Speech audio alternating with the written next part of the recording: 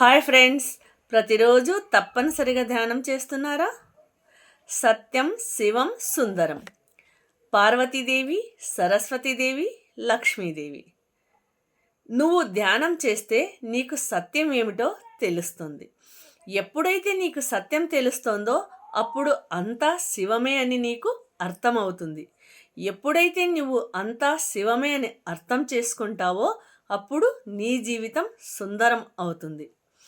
ప్రతిరోజు క్రమం తప్పకుండా నువ్వు ధ్యానం చేస్తే పార్వతీదేవి శక్తి నీకు వస్తుంది. ధ్యానం చేసిన తర్వాత ఏది చేయాలి, ఏది చేయరాదు అనే జ్ఞానం అంటే సరస్వతీదేవి శక్తి నీకు వస్తుంది. ఎప్పుడైతే నువ్వు శక్తిని కలిగి ఉండి జ్ఞానాన్ని తెలుసుకుంటావో ఆ లక్ష్మీదేవి ధైర్యము, ఆ సేవ చేసే తత్వము, ప్రతి క్షణము ఆనందంగా ఉండటము ఇవి నీ సొంతమవుతాయి. సత్యం, శివం, సుందరం.